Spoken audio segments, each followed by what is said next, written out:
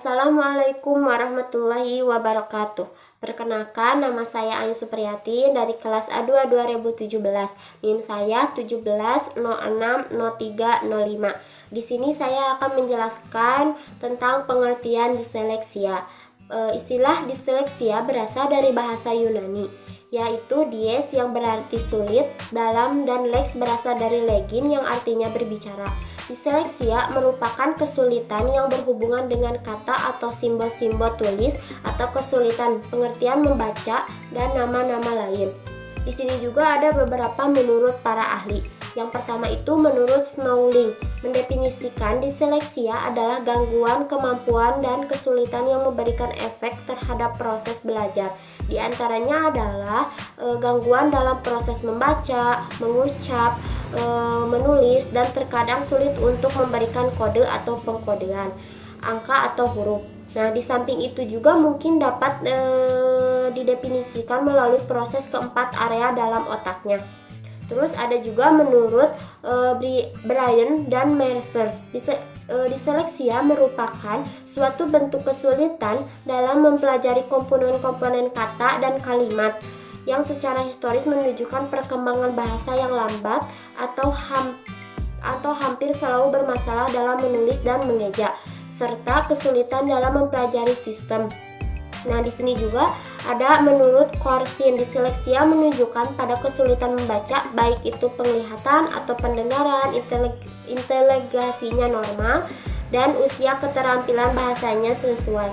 Kesulitan belajar tersebut akibat faktor neurologis dan bukan disebabkan oleh faktor eksternal. Misalnya lingkungan atau sebab-sebab sosial.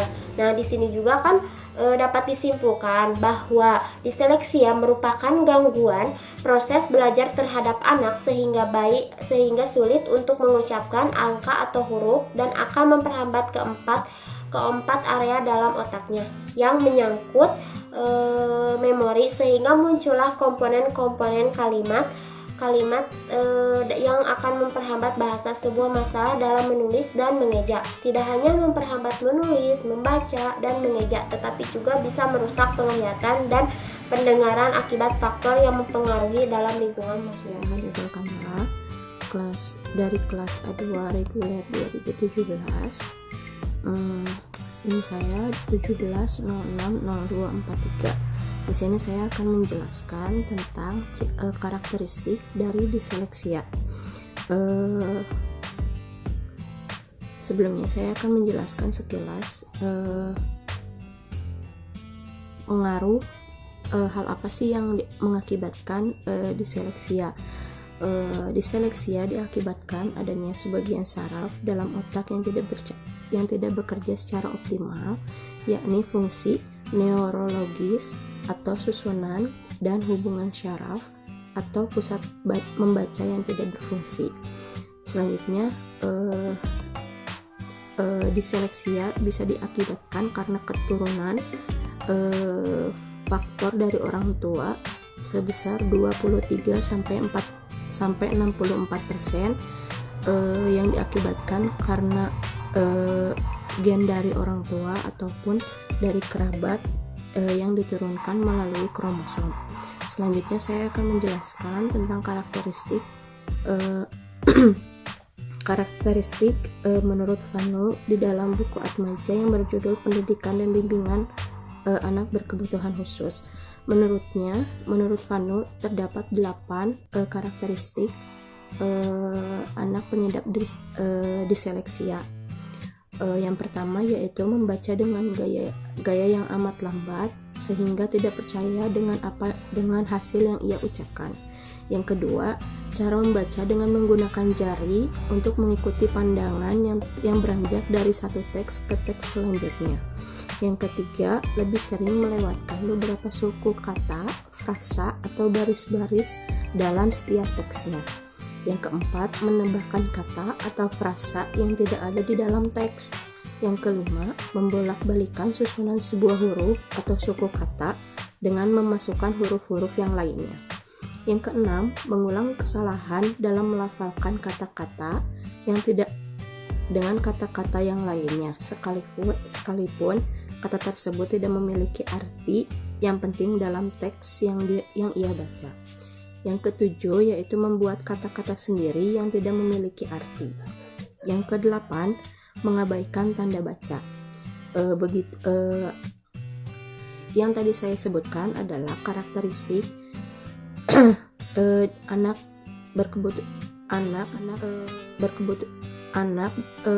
diseleksia menurut Fano. Selanjutnya ada contoh dari kata-kata yang biasa terucap ulang oleh anak penderita diseleksia. Yang pertama, anak diseleksia itu biasanya terbalik antara huruf dengan huruf atau angka dengan angka. Contohnya huruf P dengan Q, huruf yang lebih sering itu huruf B dengan D ataupun sebaliknya huruf U dan N. Dan terkadang juga ada huruf keterbalikan huruf antara C dengan J. Adapun angka yaitu misalkan 18 menjadi 81. Untuk katanya sendiri biasanya ada contohnya itu menghilangkan kata, misalnya ambulan menjadi amulan, jadi huruf B-nya itu hilang. Lalu masak menjadi masak, jadi huruf K-nya itu hilang. Selanjutnya ada juga penambahan kata, contohnya itu batu menjadi baltu ataupun sebaliknya. Lalu ada juga kata yang terbalik, misalkan contohnya itu papa menjadi kakak, lalu dadu menjadi babu, lagu menjadi gula ataupun sebaliknya. Nama saya Anissa Ramawati Putri, NIM saya 17060221. Di sini saya akan menjelaskan beberapa klasifikasi anak disleksia. Nah, dalam disleksia ini ada beberapa tipe. Yang pertama, disleksia perifer. Nah, disleksia perifer ini ada 3 tipe, yaitu disleksia tipe neglect. Nah, di sini penderita tidak membaca atau salah membaca 1-2 huruf pertama sebuah kata. Contohnya seperti malam menjadi alam, mulut menjadi lutut. Yang kedua, disleksia tipe attention. Di sini penderita kesulitan untuk membaca beberapa kata secara berurutan. Nah, penderita ini merasa huruf-huruf dalam kata tersebut berpindah dan membentuk kata baru. Contohnya di sini ada malas sama malas dan salam dibaca menjadi malam. Yang ketiga, disleksia tipe letter by letter. Penderita tidak dapat membaca sesuai dengan fonetiknya atau bunyi yang dihasilkan oleh manusia, tetapi sesuai dengan nama huruf tersebut. Nah, contohnya biasanya dalam bahasa Inggris. Nah, disleksia tipe yang selanjutnya adalah disleksia tipe sentral. Nah, di sini menurut teori dual rute terdapat 2 rute. Yang pertama non-leksikal atau non-sematik. Nah, di sini rute ini bertanggung jawab terhadap pengenalan bentuk huruf dan penghafalan huruf. Yang kedua, leksikal simetrik atau simetrik. Rute ini menyebabkan seorang dapat membaca kata yang ada dalam bahasa Indonesia tetapi tidak dapat membaca dengan baik kata yang tidak ada dalam bahasa Indonesia. Nah, yang selanjutnya itu ada disleksia tipe non-simatik, simatic reading. Nah, di sini pemahaman terhadap isi dari bacaannya buruk, tetapi penderita masih dapat membaca kata-kata dari bacaan yang baik.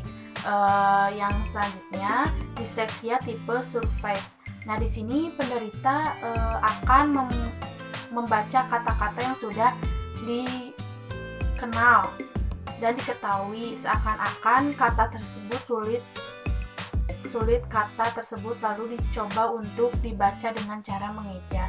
Jadi tidak bisa berbicara atau mengucapkan kata secara langsung, tetapi harus melalui ejaan.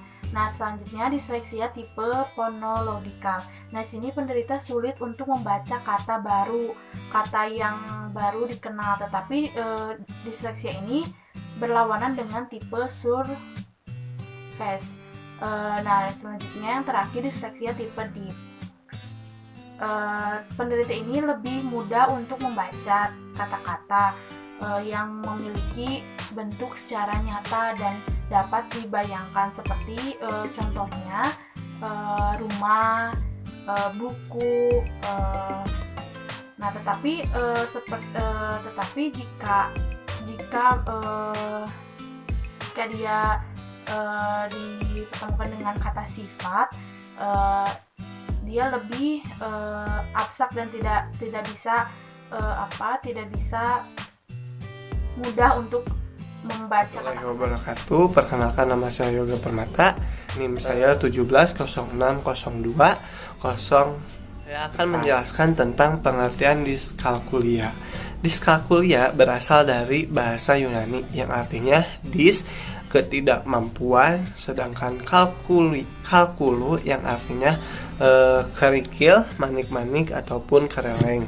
Jadi dapat diartikan bahwa diskalkulia adalah ketidakmampuan seseorang terhadap mata pelajaran matematika. Kenapa menjadi matematika? Karena di zaman dahulu seseorang itu untuk menghitung sesuatu mereka membutuhkan alat bantu. Nah, alat bantunya itu yang tadi kerikil, manik-manik ataupun kelereng.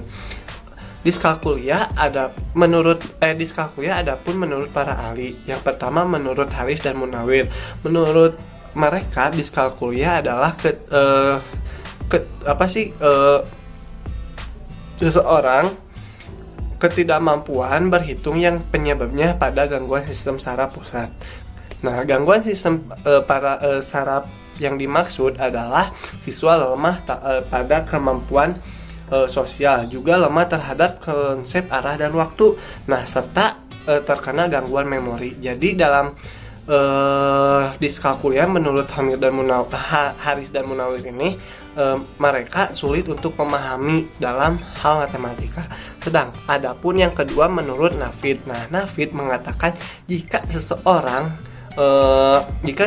memiliki masalah yang sangat serius dalam mata pelajaran matematika, nah orang tersebut bisa dikatakan atau bisa dikategorikan menjadi seseorang yang memiliki gangguan diskalkulia.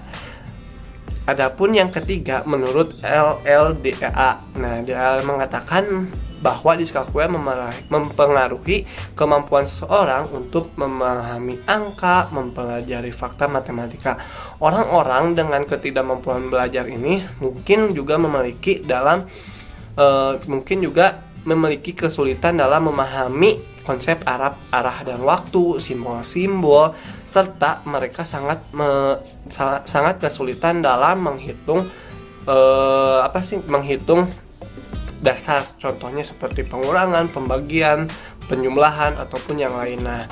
Nah, selain itu mereka juga sangat kesulitan untuk menghafal perkalian atau yang kita sebut raban kalau bahasa Sunda. Nah, itu menurut para ahli. Jadi dapat diartikan bahwa untuk seluruhnya diskalkulia itu adalah seseorang yang memiliki ketidakmampuan dalam hal mata pelajaran matematika, yang mereka kesulitan dalam memahami simbol, angka, arah dan waktu, sampai geometri pun mereka sangat kesulitan. Selain untuk yang tingkat tinggi, mereka juga sangat kesulitan dalam matematika dasar, contohnya seperti perkalian, pengulangan, penjumlahan ataupun yang lainnya. Nah, contohnya aja, jika seseorang kesulitan dalam memfaktorkan perkalian, misalkan perkalian 275 dikali 15, mereka itu stuck, gak bisa menyelesaikannya. Walaupun menyelesaikan misalkan dari sini ke sini, mereka nggak sulit, kan kali 15 penjumlahnya gimana, ini ke sini. Nah, itu mereka sangat kesulitan dalam hal tersebut gitu. Saya akan menjelaskan tentang karakteristik diskalkulia. Karakteristik diskalkulia yang pertama adalah anak sulit dilibatkan dalam pelajaran matematika yang melibatkan angka atau simbol dalam matematika. Yang kedua adalah anak sukar menempatkan di mana letak ribuan, ratusan, puluhan, atau satuan. Yang ketiga, anak juga sukar dalam membedakan angka 6, 9, 17, 71, 8, dan lain sebagainya yang mirip-mirip. Yang ketiga, anak juga sukar dalam menempatkan simbol lebih besar, lebih kecil, kali, bagi, tambah, kurang, negatif, dan positif. Selanjutnya, yang keempat, yaitu anak sulit memfokuskan diri pada pelajaran matematika, akan tetapi memiliki kemampuan berbahasa yang baik atau normal, seperti membaca, menulis, ataupun mengingat apa saja yang telah ia tulis. Yang kelima, yaitu anak sering salah atau berubah-ubah memberikan jawaban saat diberikan soal tentang pengurangan, penjumlahan, pembagian, atau perkalian. Yang keenam, yaitu anak-anak takut atau tidak mau atau kesulitan dalam bertransaksi seperti berbelanja karena dia memiliki kemampuan yang kurang dalam menghitung belanjaan atau kembaliannya. Yang ketujuh, yaitu anak-anak mengalami kesulitan dalam pelajaran olahraga yang melibatkan skor atau angka karena memang kelemahannya dalam pelajaran matematika yang melibatkan angka atau simbol dalam matematika.